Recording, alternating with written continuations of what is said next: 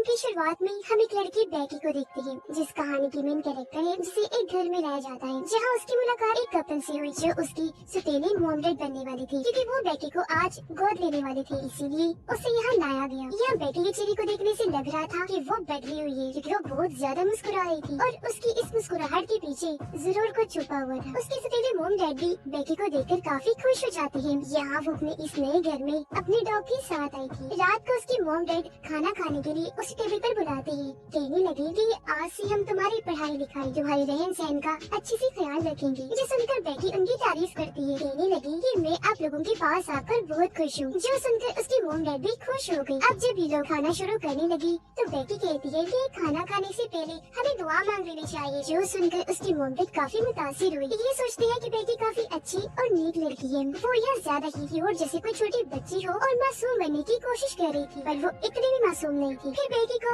एक कमरा दिया जाता है जहाँ वो आराम से सो सके। उसकी मोम जब उसे गुड नाइट बोलकर सोने के लिए जा रही थी तो उन्हें वो मोम कहकर बुलाती है। जो सुनकर उसकी मोम को इतना अच्छा लगा कि खुश होते हुए वो वहाँ से चली गई। जिनके जाने के बाद वो अपने असली रूप में आ गई। उसके चेहरे की मुस्कुराहट झट से बदली और वो एकदम सीरियस हो गई। जिसके बाद वो अपने डॉग को लेकर यहाँ से भाग जाती है और फिर ऐसे ही वो बहुत सारे अलग अलग घरों में गोद ली गई और ऐसे ही भागती गई, क्योंकि उसे आदत थी ऐसे उल्टे सीधे काम करने की। फिर एक दिन उसकी मुलाकात एक बूढ़ी औरत से हुई, जिसकी बेटी से दोस्ती हो गई और वो अब उसके घर रहना शुरू कर देती है, क्योंकि वो औरत उसे गोद ले चुकी थी। जिसके बाद उसने एक होटल में काम करना शुरू कर दिया। यह बेटी हमें बताती है कि एक दिन कुछ नाजी टेररिस्ट यानी दहशतगर्दों के ग्रुप ने मेरे घर पर हमला करके मेरे मॉम डैड को मार डाला, क्योंकि वो लोग एक खुफिया चाबी की तलाश कर रहे थे। वो चाबी हमारे घर में छुपी हुई थी, जो अब मेरे पास थी। तो मेरे मॉम डैड को मारने के बाद उन्होंने मुझे भी कैद कर लिया, लेकिन फिर मैंने उनको मार डाला और मैं उनकी कैद से भाग गई। फिर दिखाया गया कि बेटी आज भी लड़ने के लिए तैयार है। वो जंगल में जाकर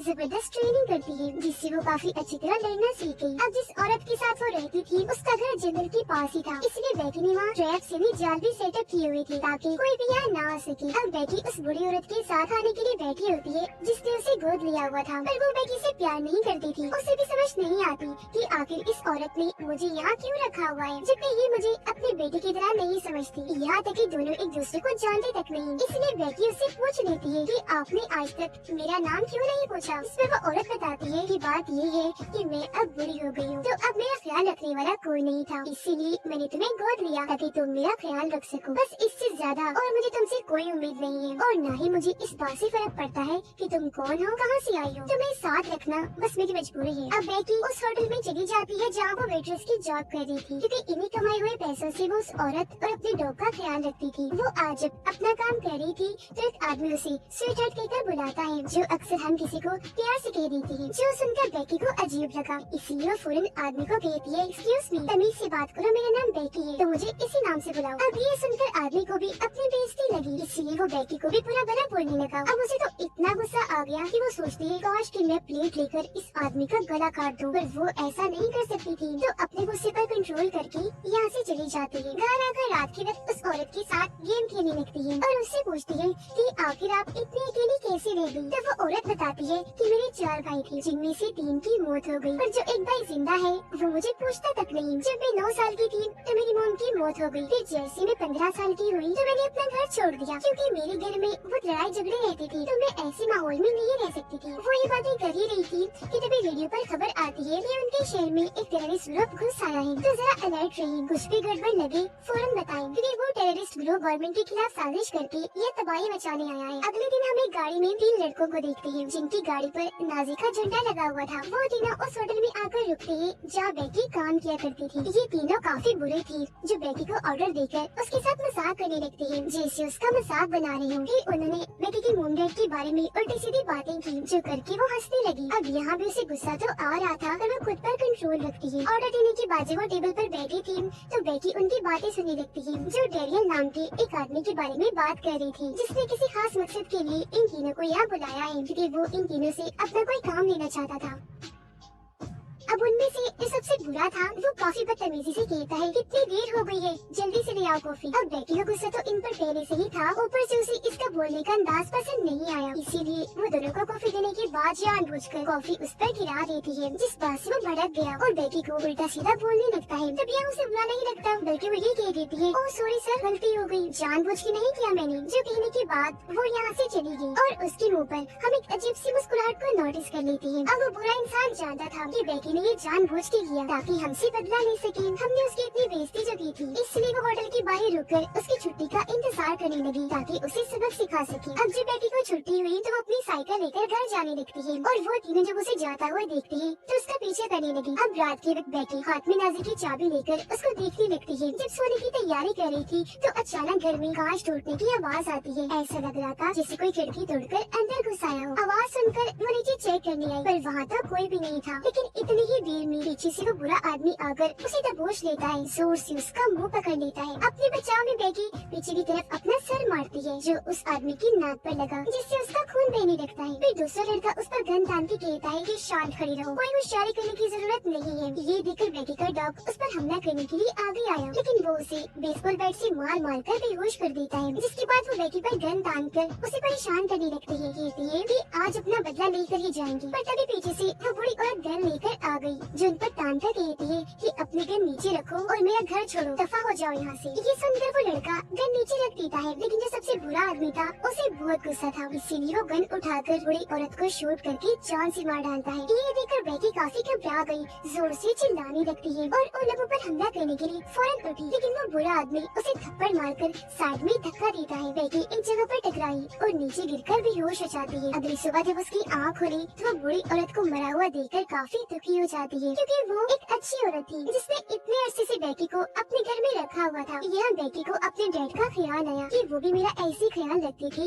जैसे इस औरत ने रखा, लेकिन फिर उन टेररिस्ट ने डैड को मार दिया, जिसे आज वो बुरे लोग इस औरत को मारकर चले गए। तभी बेकी को अपने डॉग का ख्याल आया, इसलिए वो बाहर आकर डॉग को आवाज लगाने लगी, पर उसे पता चला कि वो लोग तो उसे अपने साथ ले गए हैं, जिससे उसे बहुत गुस्सा आया और अब वो और जोर से चिल्लाती है और उन लोगों से बदला लेने का सोचती है। उधर वो तीनों डेरियल के घर पहुँचे, जिसने इन्हें एक काम के लिए बुलाया था। अब इन तीन लड़कों में एक लड़का अच्छा था जो इस तरह के कामों से दूर ही था, बस इनका दोस्त होने की वजह से इनके साथ रहता था। यानी वो शरीफ था। इनसे कहता है कि तुमने जो कुछ भी किया बहुत गलत किया, तुमने छोटी सी बात पर उस औरत की जान ले ली और अब भुगतना पड़ेगा, क्योंकि मुझे नजर आ रहा है कि इसका अंजाम बहुत बुरा होगा। ये सुनकर वो बुरा आदमी उसे गले से पकड़कर कहने लगा कि सिर्फ मैंने ही नहीं बल्कि हम तीनों ने मिलकर मारा है उसे, समझ आई तो हम तीनों बराबर के कसूरवार हैं और अब तुम दोनों अपना मुंह बंद रखना, यहाँ तक कि डेरियल को भी कुछ न बताना, वरना तुम लोगों के साथ भी अच्छा नहीं होगा। मुझे तो वो मारेगा ही, साथ में तुम दोनों को भी नहीं छोड़ेगा। बेकी बुरी औरत के कमरे में जाकर उसका सामान चेक करने लगी। बेकी को उसकी कुछ तस्वीरें मिली जिनमें वो अपने हस्बैंड और भाइयों के साथ थी। ये सामान देखकर उसे औरत के लिए और बुरा लगा। वो उसकी लाश को अपने घर के पिछले हिस्से में ही दफना देती है। उसकी कब्र पर फूल चढ़ाने के बाद वो यहाँ कसम खा लेती है कि मैं इसकी मौत का बदला अब लेकर ही रहूंगी। वो अपने कुछ ट्रैप्स इन्हें जाल तैयार करती है उन बुरे लोगों को उसमें फंसाने के लिए, ताकि वो उन्हें सबक सिखा सके। जिसके बाद लाल रंग के कपड़े पहन लेती है, क्योंकि ये उसका पसंदीदा रंग था, और दोबारा से अपनी प्रैक्टिस करने लगती है। वो यहाँ डेरियल के बारे में सर्च करती है कि वो कहाँ रहता है, क्योंकि वो तीनों डेरियल के बारे में ही बात कर रही थी। जहाँ उसे पता चला कि शहर में डेरियल नाम के बस 2 ही लोग रहते हैं, इसीलिए पहले वाले के पास जाती है, जहाँ उसे एक बड़ी औरत मिली। बेकी उससे पूछती है कि आपका नाम डेरियल है। इस पर वो जवाब देती है कि हाँ मैं डेरियल ही हूँ, पर तुम्हें क्या काम है मुझसे। बेकी पूछती है कि आपसे 3 लोग मिलने आए हैं। इस पर वो कहती है कि नहीं, ये लोग तो क्या, मुझसे तो कभी एक इंसान मिलने तक नहीं आया, मैं यहाँ बिल्कुल अकेली रहती हूँ। ये सुनकर बेकी समझ जाती है तो फिर जरूर वो दूसरा डेरियल होगा। जब भी उसके घर के पास पहुंची तो वो झील किनारे था, और जब उसकी नजर ऊपर गई तो वह नाजी का झंडा देख लेती है और समझ गई कि ये असली डेरियल है, क्योंकि उसे यकीन हो गया था कि नाजी टेररिस्ट है। इसीलिए वो उनके घर के चारों तरफ ट्रैप्स लगाने लगती है। उसका अंदाजा बिल्कुल सच था, क्योंकि इस घर में हम डेरियल को देखते हैं जहाँ वो अपने लोगों के साथ था। वो और उसके लोग क्योंकि टेररिस्ट है तो काफी खतरनाक थी। यह डेरियल के साथ वो तीनों भी बैठे हुए थे। डेरियल उनसे कहता है कि पहले खाना खाएंगे फिर बाद में बात करेंगे, जिस पर वो लोग उसके हाँ में हाँ मिलाते हैं। डेरियल उन्हें खाना देता है और वो सब खूब मजे से खाना खाते हैं। यहाँ वो नोटिस करता है कि जो शरीफ लड़का था वो काफी परेशान लग रहा था और वो खाना भी नहीं खा रहा था। तब डैनियल उससे पूछता है, क्या बात है भाई, खाना क्यों नहीं खा रहे, कि तुम्हें भूख नहीं लगी? इससे वो कहता है, नहीं नहीं कुछ नहीं, वो बस मेरा दिल ही नहीं कर रहा कुछ खाने को। यहाँ वो सारे लोग डैनियल को सर कह के बुलाती है। इस पर वो जवाब देता है कि मैं कोई सर्वर नहीं हूँ, बल्कि मैं एक शरीफ आदमी हूँ, और कैसा शरीफ ये तुम लोग जानते ही हो। उसकी इस बात से यह साबित हो गया कि ये टेररिस्ट ग्रुप है जो यहाँ गवर्नमेंट के खिलाफ साजिश करके कुछ बड़ा करने आई है, और डैनियल इन सब का लीडर है। अब यहाँ डैनियल बेकी के डॉग को देखता है जिसे इन लोगों ने पिंजरे में बंद करके रखा था। तो वो उन तीनों से पूछता है कि इस डॉग को यहाँ क्यों लाई हो, क्या कहानी है इसकी। इसमें वो बुरा आदमी बताता है कि ये डॉग एक लड़की का है, जिससे बदला लेने के लिए हम उसके डॉग को यहाँ ले आए हैं, ताकि उसे सबक सिखा सकें कि उसे हम लोगों से नहीं उलझना चाहिए था। अब बेकी इनके घर के पास आ गई थी, जो छुपकर इनकी बातें बड़े गौर से सुन रही होती है। वो भी पिछले रास्ते से जाकर एक कमरे के पास आ गई। इसकी खिड़की खोलकर वो अंदर दाखिल हो जाती है। टेबल पर पड़ी वो बहुत सारी फाइल्स को देखती है, जिन्हें देखकर उसकी होश उड़ जाती है, क्योंकि उसे पता चल गया था ये टेररिस्ट ग्रुप यहाँ पर धमाके करने आए हैं। तो वो उन फाइल्स की तस्वीरें बनाकर और भी छानबीन करने लगती है। अब शरीफ लड़का जब वॉशरूम में जा रहा था तो डैनियल भी उसके पीछे जाने लगता है। एक जगह रुककर उसे कहता है कि मैं जानता हूँ तुम लोग मुझसे कुछ छुपा रहे हो, इसीलिए अब मुझे सच बताओ कि तुम लोगों के साथ क्या हुआ और तुमने ऐसा क्या किया जो तुम मुझसे छुपा रहे हो। इस पर वो फिर से मना कर देता है कि नहीं कुछ भी नहीं है ऐसा वैसा। इसके बाद डैनियल उसे अपने साथ कमरे में ले जाने लगा, और क्योंकि बेकी उसी कमरे में थी इसलिए उनकी आने की आवाज सुनकर जल्दी से बेड के नीचे छुप जाती है। डैनियल उसे वो फाइल सिखाकर अपना प्लान बताता है। फिर लैपटॉप में एक पेन ड्राइव लगाकर उसे खुफिया जानकारी देता है कि हमें ऊपर से ऑर्डर्स मिले हैं कि इस जानकारी को शेयर के हर हिस्से में फैलाकर दहशत पैदा करो, जिसके बाद हम उन सब जगहों पर धमाके कर देंगे। अब बेटी उनकी ये सारी बातें सुनकर काफी हैरान हो रही थी। फिर उनके जाने के बाद वो खुद लैपटॉप पर बैठकर पेन ड्राइव के अंदर की इंफॉर्मेशन को देख लेती है और उसे इनके प्लान के बारे में और अच्छे से पता चल जाता है, जिसके बाद वो पेन ड्राइव को ही चुराकर यहाँ से भाग जाती है, क्योंकि ये उसके काम आ सकता था। यहाँ से वो सीधा उनके शेड में गई, जहाँ उसे बहुत सारे हथियार और अलग अलग किस्म की औजार मिलती हैं, जिन सबको वो अपने पास रख लेती है अपनी हिफाजत के लिए। इन चीजों में बहुत सारे गन्स और बॉम्ब्स भी शामिल थे। जो सब लेने के बाद बेकी वहाँ से निकल गई। बाहर आने के बाद वो उनके दरवाजे की बेल बजाती है। डैनियल जब चेक करने बाहर आया तो वहाँ कोई भी नहीं था, लेकिन जब वो अंदर आने लगा तो उसे अपने पैर के पास फोन पड़ा हुआ मिला। उसने जैसे फोन हाथ में लिया उस पर बेकी की कॉल आ जाती है और फोन पर भी बेकी का नाम लिखा हुआ था, जो देखकर डैनियल काफी हैरान रह गया। अंदर आकर उन सबसे पूछता है ये बेकी कौन है, क्या सीन है इसका। तो वो लोग यहाँ बता देती है कि असल में बेकी वही लड़की है जो हमसे पंगा ले रही है, उलझ रही है हमसे। फिर डैनियल फोन उठाता है और उससे बात करके पूछता है कि आखिर अब तुम क्या चाहती हो। इस पर वो कहती है कुछ खास नहीं, और हाँ तुम्हारा पेन ड्राइव मेरे पास है, अगर तुम्हें वो वापस चाहिए तो चुपचाप मेरे डॉग को मेरे हवाले कर दो। ये सुनकर डैनियल काफी हैरान रह गया कि पेन ड्राइव उसके पास कैसे गया। दिमाग लगाकर वो ये अंदाजा लगाता है कि जरूर वो चुरा कर ले गई होगी, और क्योंकि वो घर के अंदर आई थी तो घर के आसपास ही होगी, पर पेन ड्राइव उसके पास होना बहुत बड़ा मसला खड़ा कर सकता था। इस पर वो बुरा इंसान डैनियल को कहता है कि आप फिक्र न करो, वो आसपास ही होगी, तो मैं बाहर जाकर उससे बात करता हूँ। वो जब बाहर आया तो उसे बेकी दिख गई, जिसका वो पीछे करने लगता है। फिर उसके पीछे से गन तान कर कहता है कि तुम जानती नहीं हम कौन लोग हैं और तुम किन लोगों से उलझ रही हो। ये किधर वो जैसे एक कदम आगे बढ़ाता है, बेकी के ट्रैप में फंसकर सीधा एक गड्ढे में जाकर गिरता है। उसकी गन बाहर ही रह गई, जिसे उठाकर वो उसकी तरफ ही तान देती है। अब वो किसी तरह उसके पास पहुंचकर टेप से उसका मुंह बांध देती है और टेप के जरिए ही मुंह में बॉम्ब चिपका देती है। बॉम्ब की पिन को धागे से बांधकर वो लोगों के दरवाजे से बांध देती है। इसके बाद उसने दरवाजा खटखटाया, जिस वजह से डैनियल बाहर आया। अब जैसे दरवाजा खुला धागा खींचने से बॉम्ब की पिन निकल गई, जिससे उस बुरे आदमी का सर बॉम्ब के साथ वहीं फट गया और ऐसे उसकी इतनी बुरी मौत हो जाती है। ये देखकर डैनियल और उसके साथी काफी हैरान रह जाते हैं, क्योंकि समझ गए थे कि बेकी कोई आम लड़की नहीं है, बल्कि बहुत ही खतरनाक है और उसके इरादे उससे भी ज्यादा खतरनाक। उसके पास मास्टरमाइंड है और अपने दिमाग का ऐसे इस्तेमाल करके इस तरह उसने उनके साथी को मार दिया। अब जाहिर है वो इनके लिए भी खतरा थी, तो ये लोग समझ जाते हैं कि अब उसका जिंदा रहना ठीक नहीं। पर इस वजह से डैनियल को गुस्सा आ गया। वो बचे हुए दोनों लोगों पर गन तान के पूछता है कि अब मुझे सच सच बताओ कि तुम लोगों ने और क्या क्या किया कि वो लड़की बदला लेने के लिए यहाँ तक आ गई, जो हमारी सरों पर मौत की तरह मंडला रही है। इस पर वो शरीफ लड़का यहाँ सारी बात सच सच बता ही देता है। कहने लगा कि मेरे इन दो साथियों ने बुरी औरत को मार दिया, जो शायद बेकी की दादी थी, इसीलिए वो यहाँ आई उनकी मौत का बदला लेने के लिए। आगे वो कहता है कि अब मैं यहाँ से बाहर जा रहा हूँ ताकि सारी बात पुलिस को बता दूँ, क्योंकि जो इन्होंने उस बुरी औरत के साथ किया सच में बहुत बहुत गलत था। हालांकि वो सारे लोग उसे ऐसा करने से मना कर रहे थे, पर वो किसी की भी सुनने को तैयार नहीं था। ये देखकर डैरियल का दिमाग खराब हो गया, इसलिए उसके पास जाकर उसका सर मरोड़ देता है, जिससे उसकी गर्दन की हड्डी टूट गई और वहीं उसकी मौत हो जाती है। अब बेकी दोबारा डैरियल को कॉल करती है, कहने लगी कि तुम्हें समझ नहीं आ रही, पेन ड्राइव चाहिए तो मेरा डॉग वापस दे दो। ये सुनकर डैरियल के एक आदमी को बहुत गुस्सा आ गया, इसलिए वो बाहर जाकर जोर जोर से कहने लगा कि बेकी तुम जहाँ कहीं भी हो सुन लो मेरी बात, तुम्हारी मौत पक्की है, मैं तुम्हें छोड़ने वाला नहीं हूँ। अब दूर बैठी बेकी उसे देख रही थी, उसने हाथ में तीर पकड़ा हुआ था, जिससे वो सीधा उस आदमी पर वार कर देती है, जो तीर उस आदमी के मुंह पे आर पार हो जाता है। उसकी मौत नहीं होती, पर ऐसा होने से उसे काफी तकलीफ होने लगी, इसलिए वो जल्दी से अंदर आ जाता है। डैरियल उसका तीर निकालता है और उसका बहुत सारा खून निकलने लगा, इस वजह से उस आदमी को बहुत गुस्सा आने लगता है। डैरियल उसे समझाता है कि तुम परेशान ना हो, उसे मैं पकड़ लूंगा, लेकिन वो उसकी एक नहीं सुनता और बेकी से बदला लेने के लिए बाहर निकल जाता है। बेकी जानबूझकर उसके सामने आ गई, इसे देखकर वो उसके पीछे भागने लगा, वो भी भागी और उसे अपने पीछे शर्ट में ले जाती है। अंदर डैरियल बची हुई तीसरे बुरे लड़के को पकड़कर उस पर गुस्सा करने लगा, कहता है कि ये सब कुछ तुम लोगों की वजह से हुआ, तो तुम यहाँ अंदर क्या कर रहे हो, तुम भी जाओ बाहर और कैसे भी करके बेकी को ढूंढ कर लाओ। अब वो बाहर आ तो जाता है, पर गाड़ी लेकर यहाँ से भाग गया, क्योंकि उसे इस मसले में पड़ना ही नहीं था। डैरियल का जो आदमी शर्ट में बेकी के पीछे गया था, वो उसे पकड़ लेता है और बुरी तरह उसे मारने लगा, लेकिन बेकी नीचे से उसकी तरफ धुएं वाला बॉम्ब फेंक देती है, जिस वजह से उसे खांसी होने लगी। उसका दम इतना घुटा कि वो बाहर आ जाता है, तब बेकी भी उसके पीछे बाहर आ गई। बूढ़ा आदमी माफी मांगने लगा कि मुझे माफ कर दो, मेरी फैमिली है, छोटे छोटे बच्चे हैं। अब यहाँ एक टाइम पर बेकी उसे छोड़ने के लिए मान गई, लेकिन जब उसे याद आया कि ये तो नाजी है जिन्होंने मेरी फैमिली को नहीं बख्शा था, मेरी मोम डैड को मार दिया, तो आज इसकी फैमिली के लिए मुझे भी इस पर तरस खाना नहीं चाहिए। जो सोचकर वो खंजर से उस आदमी पर हमला करती है और बार बार उस पर फायर करके कई टुकड़े कर देती है और ऐसे उसकी बहुत भयानक मौत हो जाती है। उसका सारा खून बेकी के ऊपर गिरा और वो पूरी खून से लथपथ हो गई। उसे मारकर वो खुश हो ही रही थी कि तभी सामने से उसे एक इंजेक्शन आकर लग जाता है, जिससे वो बेहोश हो गई। जब उसकी आंखें खुली तो वो खुद को कुर्सी से बंधा हुआ पाती है, जिसके सामने डैरियल बैठा था। वो उसे कहता है, तुम जानती नहीं हम कौन हैं, तुमने गलत इंसान से पंगा ले लिया है। जो कहकर वो बेकी को उसका सारा सामान दिखाता है जो वो तैयारी करके आई थी और कहता है कि अगर तुम बता दो कि पेन ड्राइव कहाँ है तो मैं तुम्हें और तुम्हारे डॉग को छोड़ दूंगा। इस पर बेकी कहती है कि नहीं बताऊंगी, तुम एक टेररिस्ट हो तो मैं तुम्हारी मदद क्यों करूँ।